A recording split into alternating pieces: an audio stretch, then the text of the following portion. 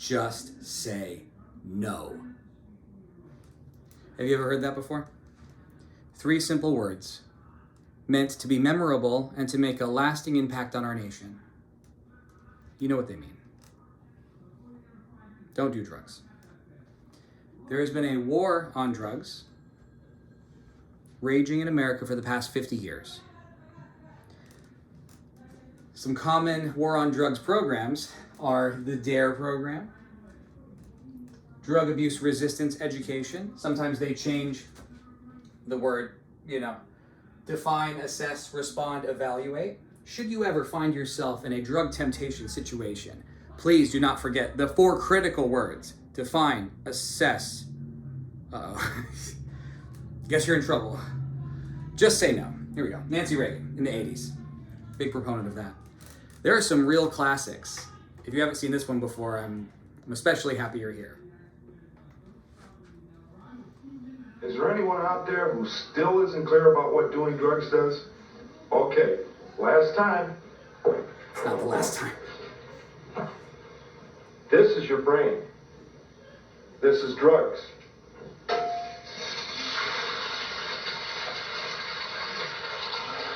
This is your brain on drugs. Any questions?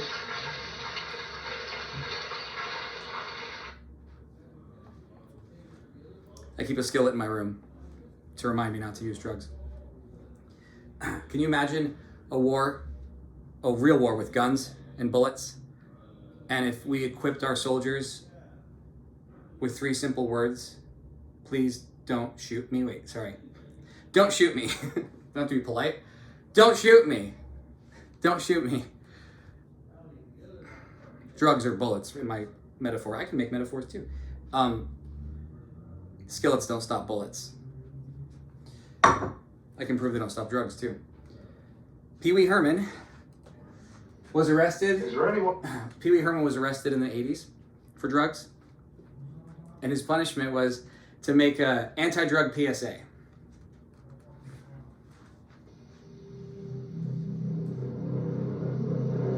It's very dramatic.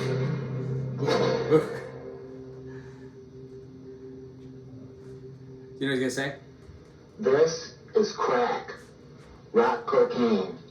It isn't glamorous or cool or kid stuff. You know what he's gonna say? He's gonna say drugs are bad. He's gonna say just say no. We get it, right?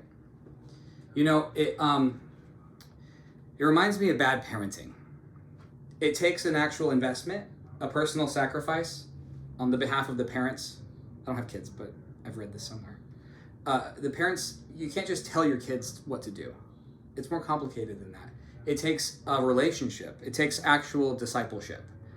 I feel like the war on drugs is just oversimplified and not the type of discipleship that is necessary. Nixon's war on drugs. In 1971, President Richard Nixon imposed the war on drugs, stating that drug possession was public enemy number 1. Notice that, drug possession. So we're going after everybody. Everybody. Everybody's gonna get arrested. We're gonna handle it through incarceration and punitive measures. And let's just see how that went. These are arrest statistics in America. This is before the war on drugs. This is the war on drugs, 1971. This is 5 times more people going to jail for the next 50 years because of these new drug laws. You can see the people just go to jail more. I would love to say, but we do less drugs. We do more drugs. I don't even know why, really. I mean, other than people are awful. I'm a people, I can say that. This is 20 years of overdose statistics. You can see here, this is actually COVID, and more people were overdosing during the COVID time than had been. It was a big spike. And that actually speaks to more truth of how complicated the situation is and why people use drugs, more than just because they might not know they're bad for you. People know drugs are bad for you, abusing them. This is where drugs comes from, everywhere, everywhere. So we in America manufacture lots of drugs too. To suppose that law enforcement agencies can make even a slight dent in the operations of the thousands of well-established, firmly entrenched businesses spanning the economies of countries all over the world and employing hundreds of thousands of people from peasant farmers to heads of state is sheer folly. It goes on to say, it's going to describe how complicated this issue is, and that for the war on drugs to be even moderately effective, every nation would have to change all kinds of crazy things. It would take a lot. It's all I'm saying is it's not even possible to do it. It's not realistic. That's the word I was looking for. This is my claim. The war on drugs has failed. The war on drugs failed. You already figured out my claim. You could tell by my attitude. But I want to also say the war on drugs didn't fail just because of like the bad program or the platitude of just say no. The war on drugs fails because it fails to equip the individual. There's two wars going on. There's actually one war going on. It's the war of people. The people make up the society, and it's a problem in society because it's a problem at the individual level. Why do people do drugs?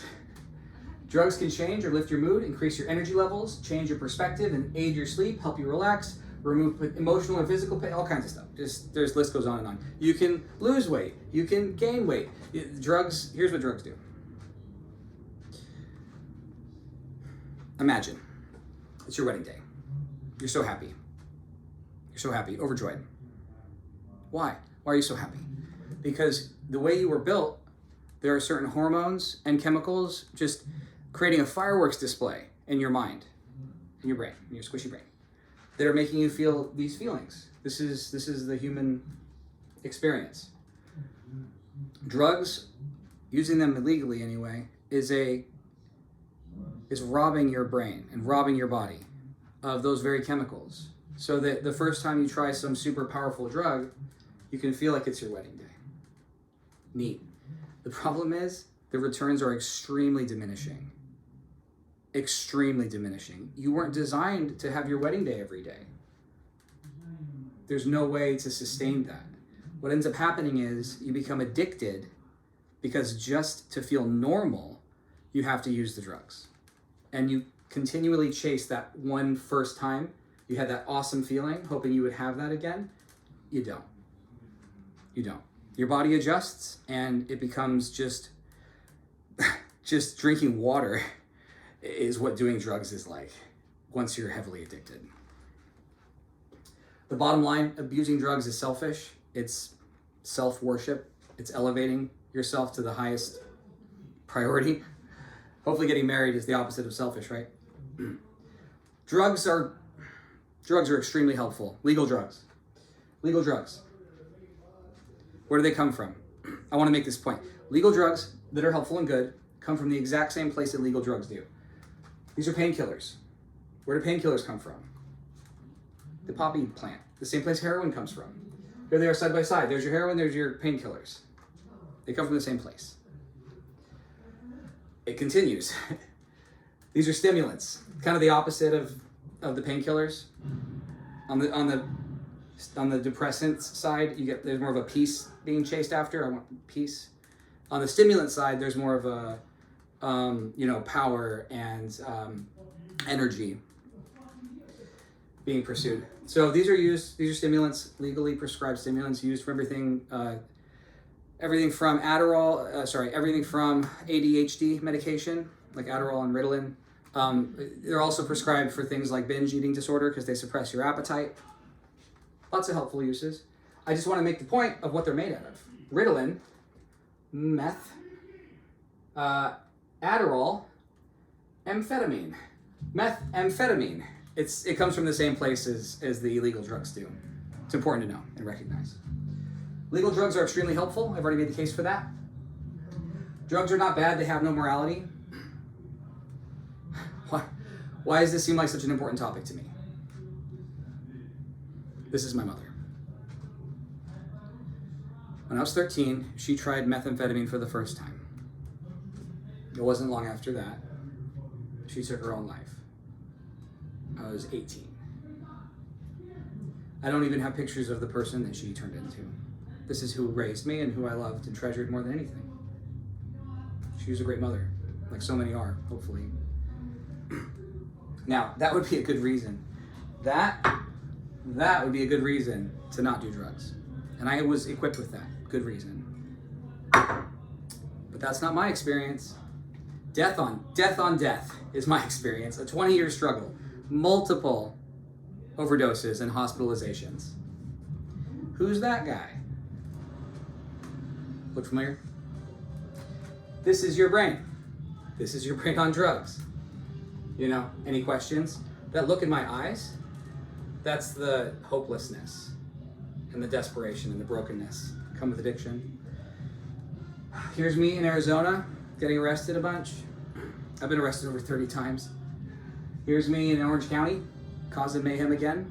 Here's me homeless on the beach living in LA County getting arrested. You know, it was in LA County actually, I got out one time and said, I'm going to turn my life around. I want to be good. I want to be different. So I joined the Army. My whole world changed. Got my family back, everything. You can imagine. You know, this is my grandma took these pictures. Flew out to Fort Knox, you know, where I graduated basic. And here's me coming back from medic training. My brothers, everyone's so happy. This is the same guy they were visiting in jail. They couldn't believe it. They couldn't believe it turned around. The turnaround of my life. And these same family members lost our mother too, you know. My grandma lost her daughter. My brothers lost their mom. You know, this picture is after this. I went from drug addiction to sobriety in the Army to drug addiction. You know how lame that feels? To be sitting in jail, being a loser, and wearing bright orange, so if you try and escape, they can see you and shoot you.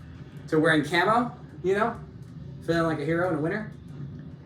Back to orange. Back to orange. That's hopelessness. That is hopelessness. I tried my hardest, and I knew I did. And the advice, the bad advice about how to change your life comes from everywhere, just like the drugs come from everywhere. I was in jail one time, jail psychologist. This woman is seeing hundreds of addicts a week, trying to help them overcome the struggles that come with everything that leads to crime, right? And she said, you know, you're an animal. You know, you've evolved from monkeys. And animals, when they're attacked and survive, recover from their trauma. This gazelle gets in the cheetah gets it in like its throat and it drags it, and then the gazelle gets away. And there's like this neat thing they do where they kind of like do a Taylor Swift shake it off, and they're never traumatized. It's not like the gazelle, whenever it saw a cheetah, you know, they don't. So humans want to say that other humans, we're all just animals and can shake it off. And it says here about how the monkeys, they see the panther coming, and it surely is the echoes of millions of midnight shrieks of monkeys, whose last sight of the world was the sight of a panther. We have there's traces of them in our nervous system. Like, buck up, you've got millions of monkeys in your DNA. You're gonna make it.